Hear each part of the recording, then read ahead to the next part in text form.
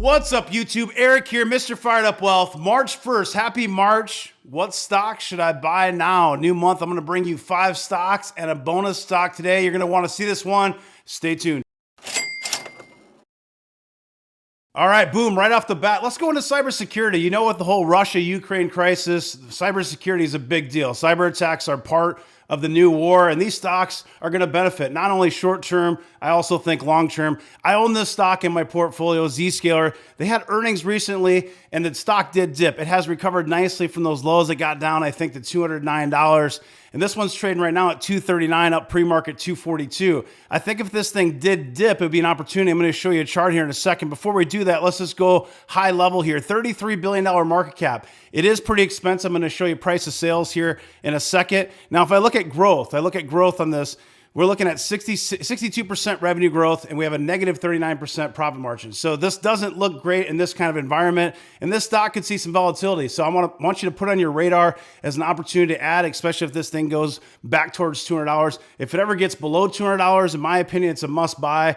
I like it. I'll show you the levels that I like here in a second. Before we do that, price of sales, so 38.53, which is expensive, but if you look at it, it has come down quite a bit.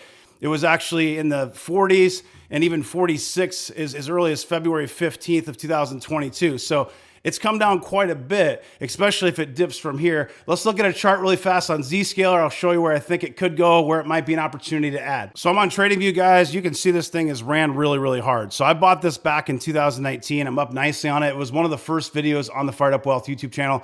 Definitely subscribe if you're not a subscriber. These are the kind of stocks I bring to you guys early. And of course, sometimes they have volatility before they get to those higher levels. But I'm telling you, we're finding gems. We're finding winners on this channel every single day. I bought this back in 2019. I said it was a top stock to buy, to hold for the next decade. I'm up, I think, about 250, 300% on it. You can see a thing is absolutely ripped. You look at the March lows of 2020, it was a $35 stock.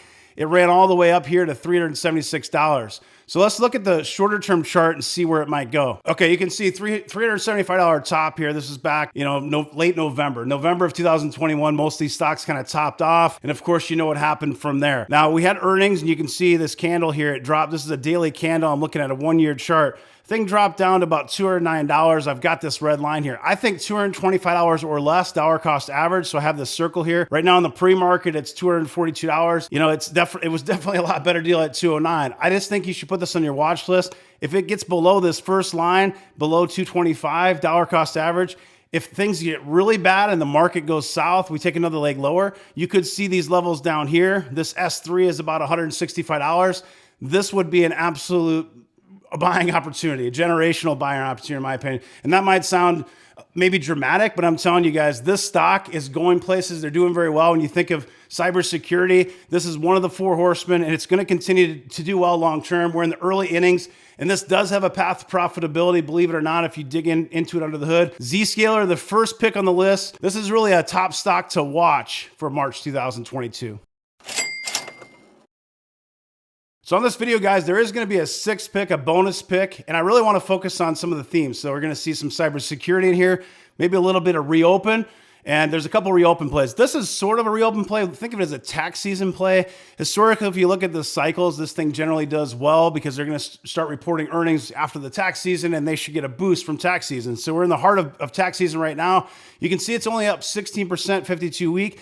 It's about a 60 PE ratio. It's high quality. It's a DGIF stock, dividend growth investing for fired. It pays you a 0.57% dividend yield. This thing is a large cap, $135 billion market cap. Let's look at a chart and see where it might be an opportunity to add. So into it, guys, you can see it topped out around $716. This is back, again, late November, a lot of these. And you can see it's just been in a downtrend. I think if you can dollar cost average between these two red lines here, 420 to 475, dollar cost average between $420 and $475.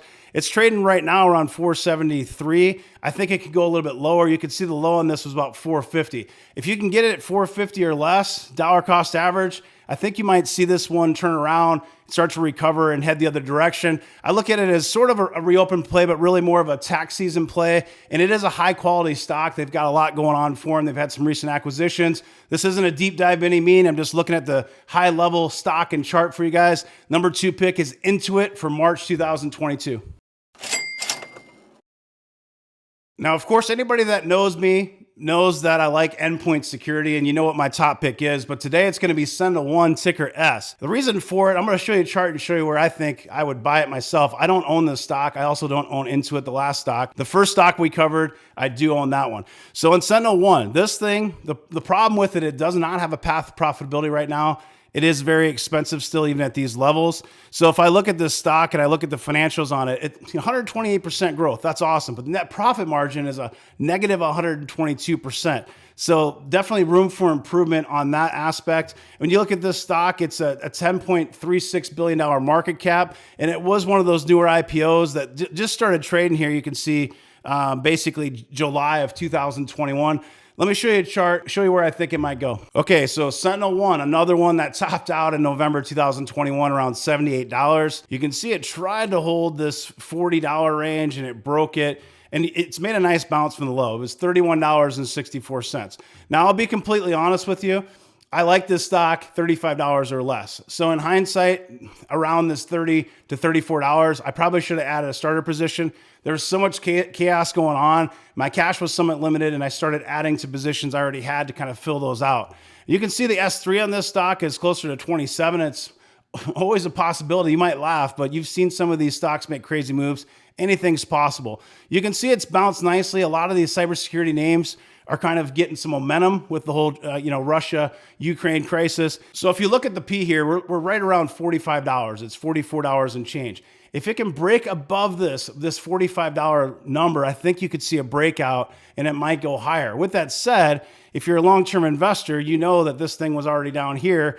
It's a really tough spot because you look at it and say, well, it was just $31 and now pre-market it's trading close to $42. It's made a nice bump. So be careful chasing it here because it could break down and come the other direction, especially if the whole market breaks down and goes south. So this is more of really of a watch list because if it does break 45, it could break out to the upside. Me personally, if I'm buying this as a long-term investor, I really want to buy it somewhere in this circle. And that's basically going to be, 35 or less, between $30 and $35. That's where I would ideally like to add this stock. And even there, you could argue it's expensive, but I do like this stock as a long-term investment. It's a tough spot where it's at. The reason I'm including it is I think that a lot of these cybersecurity stocks could break out. So this could end up being a decent swing trade, or as a long-term investor, if it breaks down and goes the other direction, if it retests, I think that's the opportunity to add to a long-term investing portfolio.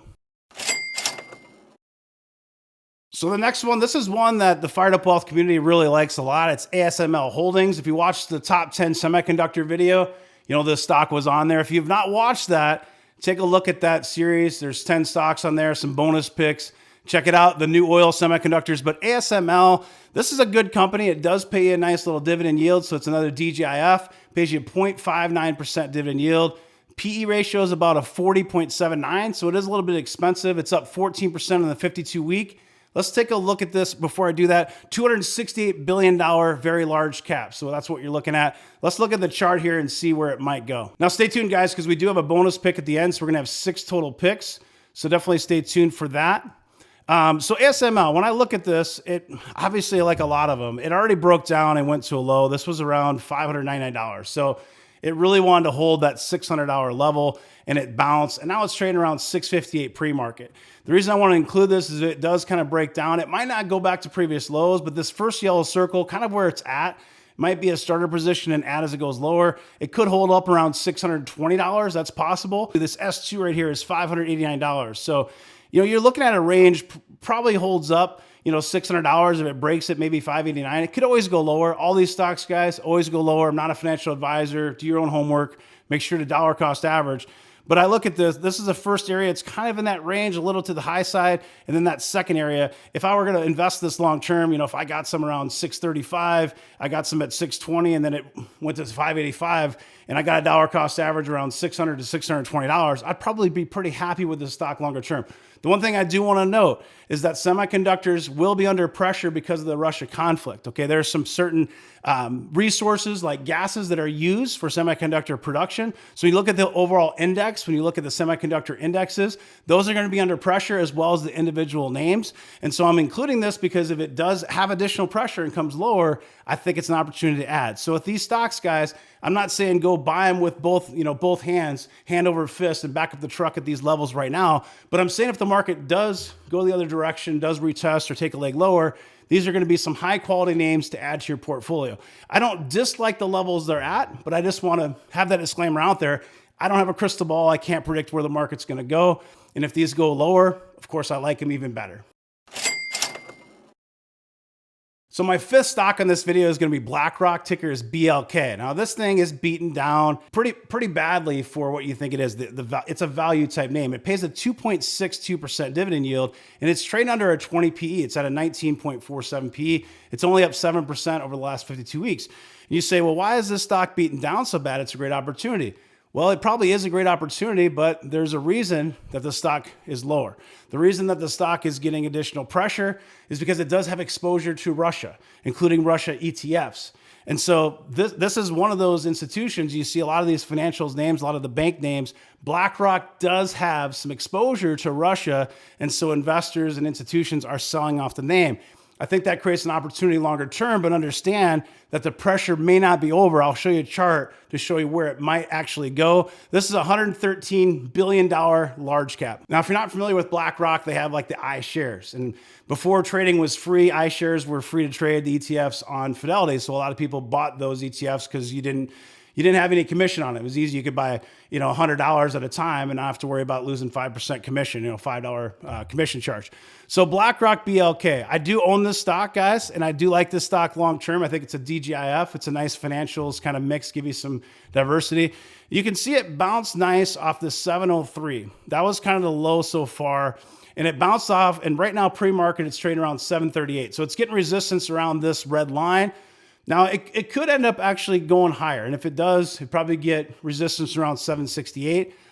If it breaks the other way, look for maybe a 675 range. The low on this is maybe a 660, this red line down here. I've circled this range between $675 and $735. That's a range I would dollar cost average. Understand, though, that this stock could continue to have pressure because there's uncertainty of just how much exposure they might have. But they do have specific ETFs that are Russia ETFs and things like that. They've got some exposure.